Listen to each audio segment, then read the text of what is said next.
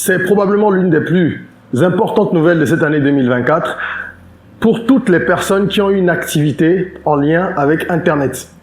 Surtout pour ceux qui sont créateurs de contenu. Et Dieu sait qu'aujourd'hui, il y en a des créateurs de contenu, il y en a à l'appel. Évidemment, créer du contenu, ça fait partie des nouvelles activités, des nouveaux usages et donc des nouveaux métiers.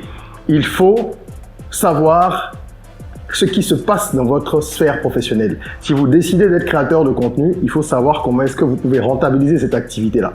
Et l'information dont nous allons parler aujourd'hui est une information capitale parce que je vois trop de gens qui en fait avancent sur un sentier professionnel sans se demander ce qu'il y a autour.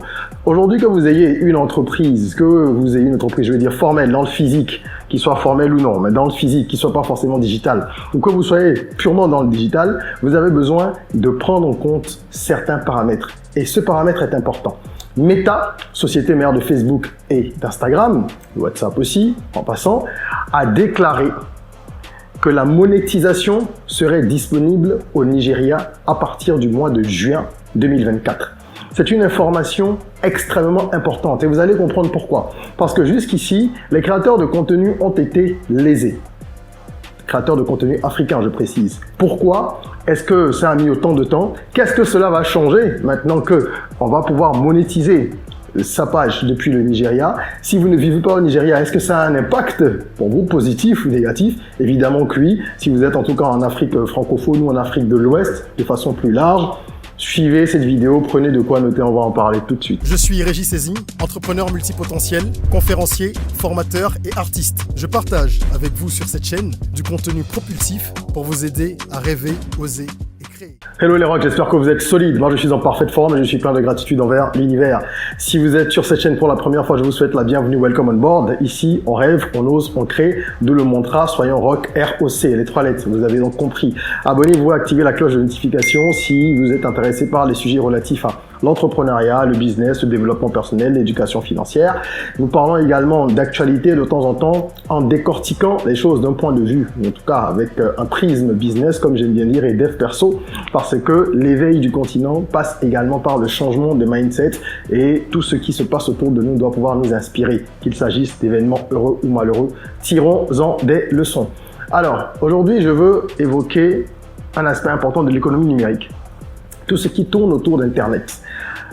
Beaucoup de gens sont des consommateurs uniquement et ne font pas attention à tout ce qu'il y a autour. En fait, au-delà de la consommation, donc être sur les réseaux sociaux, scroller, commenter des contenus, regarder des vidéos, c'est très bien, mais moi, je conseille toujours aux gens de devenir quelque part acteur, d'être producteur. Tout le monde ne va pas être créateur de contenu, mais il y a beaucoup d'autres choses qu'on peut faire. On peut avoir un site e-commerce, d'accord? On peut également aider les gens, par exemple, à améliorer leur copywriting. Il y a énormément de choses qu'on peut faire avec Internet et c'est un des moyens les plus sûrs de créer des systèmes et donc à moyen terme de créer des business qui vont vous rapporter de l'argent sans que vous n'ayez à être présent.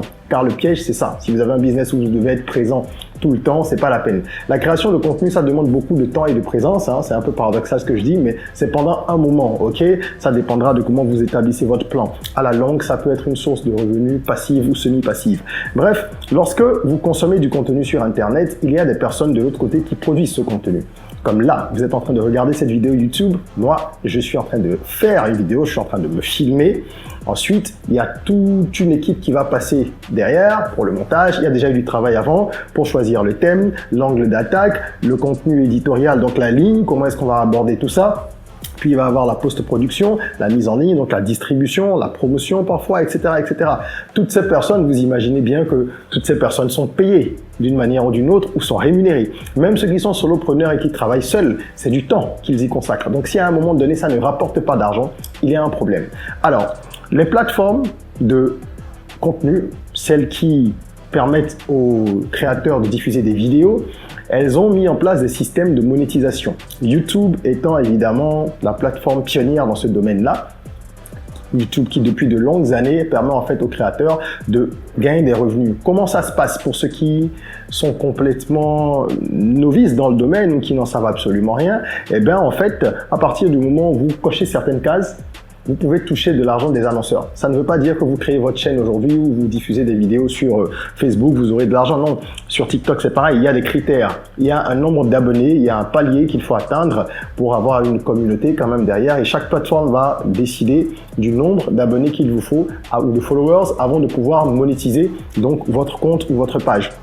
À partir de cet instant-là, vous remplissez les critères, donc nombre d'abonnés, parfois un nombre d'heures vues, ça peut être tel millier d'heures vues ou consommées en guillemets au cours des 6 derniers mois ou de l'année écoulée.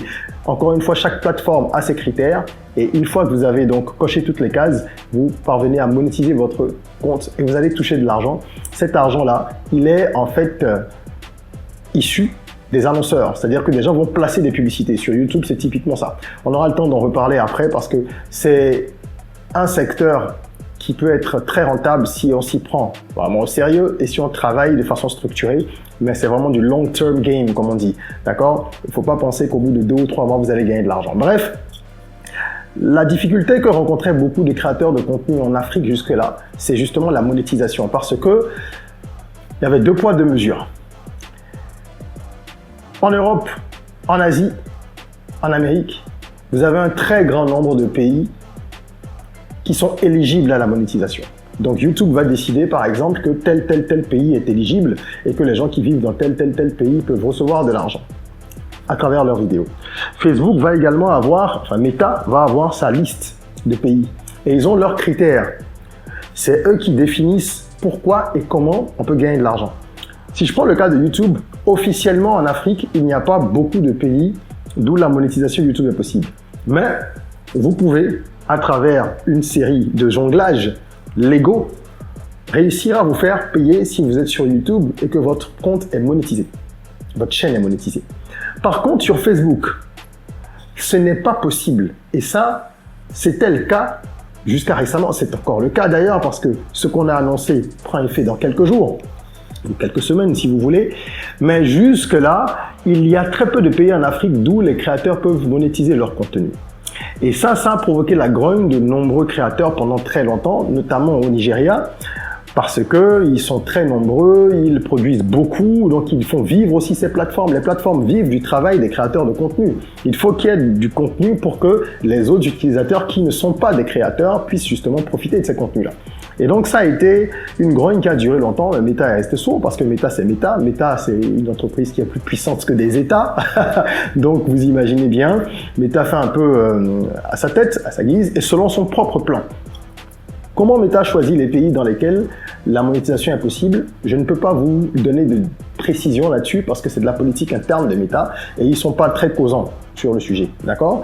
Et les seuls pays depuis lesquels on pouvait monétiser des vidéos, on peut monétiser des vidéos en Afrique sur Facebook pour l'instant sont le Maroc, l'Égypte et l'Afrique du Sud. Quels sont les points communs entre ces pays? La taille de la population. Évidemment, Meta, c'est une entreprise commerciale. Si vous êtes un pays avec une population minuscule et qu'il n'y a pas de pouvoir d'achat particulièrement élevé chez vous en plus, Meta n'a aucune raison de mettre en place un système de monétisation chez vous parce que de toute façon, ça ne va pas être rentable. Il faut comprendre que le système de monétisation de vidéos est le suivant. Vous avez une vidéo que vous diffusez, il y a des gens qui regardent, comme à la télévision. Et vous avez des annonceurs, donc des sociétés, des marques, des entreprises qui viennent faire de la publicité qui est placée. Donc ces agences-là, enfin ces sociétés sont des régies. Facebook, YouTube, etc. Ce sont des régies publicitaires aussi qui vont dire aux annonceurs, tiens, en fonction de tous les détails que nous on a sur les abonnés qu'on a ou les personnes inscrites sur nos plateformes, on sait que la publicité de tel produit, de telle pile, de tel téléphone, de telle formation, eh ben, on va la diffuser en direction de telle personne. Par exemple, surtout que vous avez la possibilité avec Google Ads ou Facebook Ads de paramétrer, si vous êtes un annonceur, vous-même vos publicités et de définir les critères en disant je veux que telle personne qui a entre 25 et 45 ans, qui travaille dans tel secteur d'activité, qui a pour intérêt ou centre d'intérêt la nature, la sauvegarde de l'environnement, etc. Eh bien, je veux qu'elle puisse voir une publicité de mon nouveau short qui est fait en matière recyclée, etc. Ok? Donc, vous pouvez vraiment cibler et aller toucher assez précisément. C'est pour ça que ces plateformes sont devenues très populaires pour les annonceurs et que les médias traditionnels ont perdu et continuent à perdre beaucoup d'argent parce que ici, vous maîtrisez qui regarde votre publicité. Et donc, les petits pays ne sont pas intéressants pour Meta, sauf si vous avez un pouvoir d'achat élevé. En Suisse, bien sûr, ils ne sont pas nombreux, mais il y a un pouvoir d'achat élevé. Donc, Facebook, si il faut faire une analyse, ça peut être pertinent. C'est un exemple que je vous donne. D'accord? Il y a une liste officielle des pays éligibles. Donc, il n'y en avait que 3 en Afrique. Et c'est compliqué parce qu'on ne peut pas contourner le système de Meta pour monétiser sa page comme on peut le faire sur YouTube. Et je précise encore, on contourne mais légalement sur YouTube. Sur Meta, vous allez utiliser quoi? Un VPN pour essayer de changer l'adresse IP. Je crois que tous les créateurs de contenu qui ont eu une page monétisable à un moment, donc qui ont rempli les critères, ont connu ça. Parfois même vous atteignez justement les paliers en question, on vous envoie un message, le système vous envoie un message pour vous dire que votre page est désormais monétisée, mais vous ne pouvez pas gagner d'argent parce qu'il y a une limitation à cause de votre zone géographique d'émission. Là où vous êtes, d'où vous publiez vos vidéos. Vous utilisez un VPN, ça marche pas. Vous allez utiliser tous les VPN possibles, des plus puissants aux moins connus, etc. Ça fonctionnera pas. Ils ont mis en place un système extraordinairement sophistiqué pour pouvoir détecter d'où vous publiez et même pouvoir, je vais dire, limiter la puissance des VPN. Ceux qui vont plus loin essayent des VPS parfois, d'accord? Donc ça, c'est un serveur qui est un serveur privé que vous allez louer sur une plateforme et à partir duquel vous allez vous connecter. C'est comme un ordinateur distant. Donc vous payez un abonnement en ligne chez un fournisseur de services et vous avez votre ordinateur distant, vous vous connectez, vous publiez depuis là-bas. Ça non plus, ça ne marche pas. Généralement, ces solutions, quand vous les testez, elles marchent quelques jours et après, bam, quand les robots de Facebook se rendent compte de la supercherie, eh bien, down. Page limitée au niveau de la monétisation. Donc, il n'y a pas de solution. Il y a plein de vidéos sur YouTube qui prétendent vous expliquer comment est-ce que depuis l'Afrique, avec un VPN, un VPS ou telle technique, vous pouvez monétiser votre page. C'est du pipeau, ce n'est pas possible, ok? J'ai moi-même essayé longtemps, ça ne fonctionne pas. La seule solution utilisée par certains créateurs de contenu en Afrique, qu'ils soient ivoiriens, nigérians, peu importe, puisqu'il n'y a que 3 pays où vous pouvez le faire. Donc, dans tous les autres pays où il y a parfois des populations énormes, regardez la RDC, regardez le volume. Et pourtant, pas possible de monétiser depuis ce pays. Mais la seule solution que les gens avaient jusque-là, c'est de passer par des connaissances ou des professionnels dans les pays éligibles qui, eux, vont publier pour vous. Donc, à ce moment-là, il faut changer l'administrateur de votre page et que ce soit quelqu'un qui est de l'autre côté, donc sur un autre continent, dans un de ces pays-là, ou dans un pays africain, éligible, un des 3 pays, et qui, lui, va devenir administrateur de votre page et publier. Parce qu'il faut que les publications soient faites par un administrateur qui vit dans un pays éligible pour que vous puissiez toucher de l'argent. Et ça, vous savez quel risque il y a derrière. Le risque principal, c'est de se faire entuber complètement. C'est arrivé à des gens qui avaient des pages monétisées avec des centaines de milliers ou des millions d'abonnés et qui du jour au lendemain se sont fait entuber par leur partenaire qui est de l'autre côté, qui est devenu administrateur de la page, donc qui peut faire tout et n'importe quoi. Il y a des gens qui se sont fait avoir aussi parce que les revenus étaient partagés plus ou moins, mais ils n'avaient pas de trace des revenus, ils ne savaient pas combien ils gagnaient réellement. Donc celui qui est admin de l'autre côté, il déclare ce qu'il veut, surtout si vous ne savez pas qu'il y a un suivi, qu'il y a des fiches entre guillemets de paiement tous les mois. Et il y a également ceux qui passent par des agences professionnelles qui vont donc publier pour elles parce qu'elles vivent dans ces pays-là et qu'elles vendent ce service. À ce moment, elles vont donc cisailler, elles vont mettre un bon coup de couteau dans les revenus générés et vous aurez peut-être 30%, 40% de ce que vous touchez grâce à votre travail. Donc c'est pas forcément le plus intéressant, il y a énormément de risques et les gens étaient malheureusement obligé de faire ça. Voilà que Meta annonce, roulement de tambour, qu'à partir de juin 2024, la monétisation sera effective au Nigeria. C'est énorme. J'ai entendu parler du Kenya aussi. Je ne sais pas si c'est vérifié. Si vous en savez plus, mettez un message en commentaire. Il faudrait que je regarde un peu, que je fasse des recherches. Mais le Nigeria, c'est bel et bien confirmé. Ok. Et ce que ça va changer, c'est quoi? Ça va changer énormément de choses. Regardez tous les skitmakers, tous les humoristes, tous les créateurs de contenu, même sur des sujets techniques, ceux qui sont dans l'information, dans tous les domaines donnés, en tout cas ceux qui créent du contenu vidéo, qui sont au Nigeria. C'est des niveaux inimaginable. Hein. Vous le savez, il y a des gens qui ont 10, 12 millions d'abonnés, etc. Le Nigeria est un pays très grand et comme tous les pays anglophones, ils ont l'atout de l'anglais qui leur permet de toucher plusieurs autres pays dans le monde, d'accord? Il y a une intégration linguistique qui est plus marquée au niveau de la langue anglaise qu'au niveau de la francophonie, parce que bon, la francophonie, c'est beaucoup de pays, mais c'est beaucoup de différences aussi. Il y a des différences aussi hein, entre les pays anglophones, les accents, la structuration linguistique et tout ça, mais ce n'est pas pareil. La preuve, la musique nigériane, vous voyez comment elle s'exporte. Bon, c'est pas de la même manière que la musique congolaise, ivoirienne ou béninoise parvient à s'exporter dans la francophonie. Il y a plus de barrières.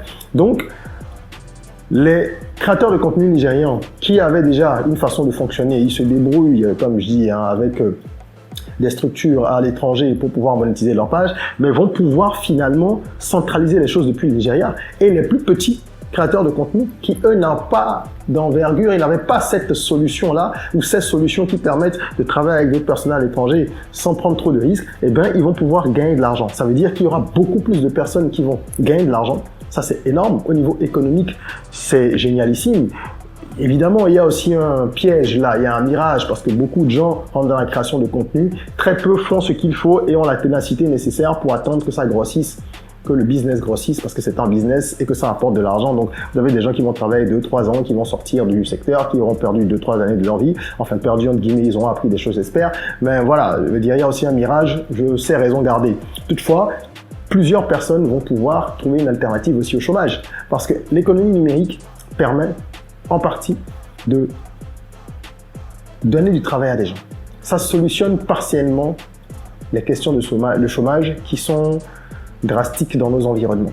Donc tous ces créateurs de contenu qui vont réussir maintenant à monétiser leur page, ça va être de l'argent, ça va être de l'emploi. Parce que ceux qui vont grossir, ils vont créer une équipe autour d'eux. Quand vous avez une chaîne ou une page qui prend de l'ampleur, il faut un monteur ou plusieurs monteurs, des cadreurs, réalisateurs ou des réalisateurs, des scénaristes si vous êtes dans tout ce qui est comédie, skit making et tout ça. Et forcément, l'équipe s'étoffe pour faire grandir la chaîne, la faire vivre, survivre d'abord, vivre ensuite et grandir.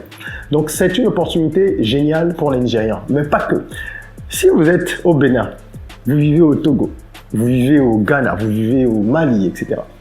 En Afrique de l'Ouest, vous avez la possibilité d'aller vous installer au Nigeria. Et ça, c'est clair que ça va également être un phénomène qu'il faut qu'on observe. Il va y avoir une vague de migration au niveau des créateurs de contenu qui vont intégrer maintenant le Nigeria dans la liste des destinations intéressantes pour les digital nomades. Et créateurs de contenu tout simplement même. En sachant que tous ceux qui ont cette proximité avec le Nigeria et qui n'ont pas les moyens d'aller vivre très loin, d'accord, d'aller en Europe de l'Est, d'aller à Dubaï, d'aller, je veux dire, un peu partout, en Europe aussi occidentale, hein, peu importe, aux États-Unis, dans ces zones-là où on peut monétiser son contenu, mais ils vont pouvoir prendre une voiture, un taxi, aller au Nigeria, s'installer. Oui, c'est un budget, il faut se déplacer, mais c'est beaucoup plus supportable. Et ça va créer aussi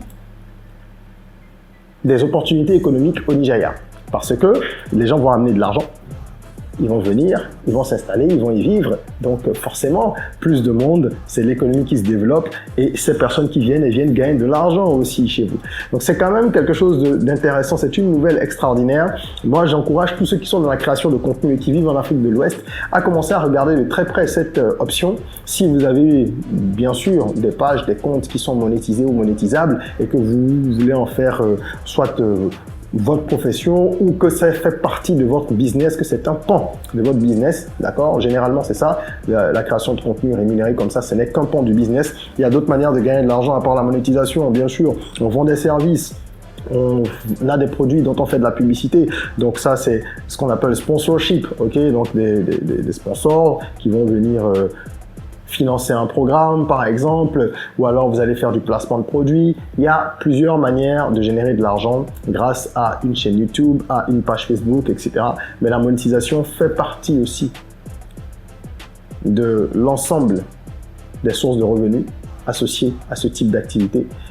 Toutefois, il ne faut pas compter que sur ça. On aura le temps d'en reparler et je donnerai à ceux qui le désirent suffisamment d'informations sur la façon de faire, comment est-ce qu'on monétise sa présence en ligne, pas seulement grâce à la monétisation Facebook ou YouTube, mais comment est-ce qu'on rentabilise sa présence en ligne. Bref, je voulais vous donner cette information, superbe information, partagez-la autour de vous, à tous ceux que vous connaissez qui peuvent être intéressés par ça, ou ceux qui attendaient cette nouvelle avec beaucoup de ferveur. C'est génial pour l'Afrique de l'Ouest en général, pour le Nigeria en particulier. Alors ne restez pas en marge de l'évolution et de l'opportunité.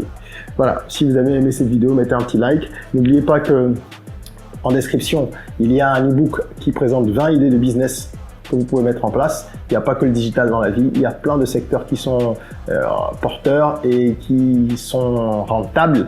Donc il faut exploiter tout ça, télécharger cet e-book, il est gratuit. Et pour ceux qui veulent aller plus loin, on peut vous accompagner, vous aider à mettre en place un business ou alors à le développer, participer au Business Rocket Camp par exemple, notre formation de 4 semaines qui démarre bientôt et qui se déroule en ligne et qui va permettre vraiment à chaque participant de faire décoller son business grâce à un ensemble d'activités, des webinaires, des séances de coaching personnalisées, des masterclass et des outils aussi pratiques qu'on va mettre à disposition, tout cela avec plusieurs experts internationaux pour vous accompagner. Voilà, abonnez-vous, activez la cloche de notification, faisons grandir cette belle communauté et mettez en commentaire ce que vous pensez de cette nouvelle. Je pense que c'est quelque chose de génial, à nous de savoir en profiter maintenant. En attendant qu'on se retrouve pour une nouvelle vidéo, n'oubliez pas, prenez soin de vous, de votre corps, mais aussi votre mind. Et rêvons, osons, créons, soyons rock.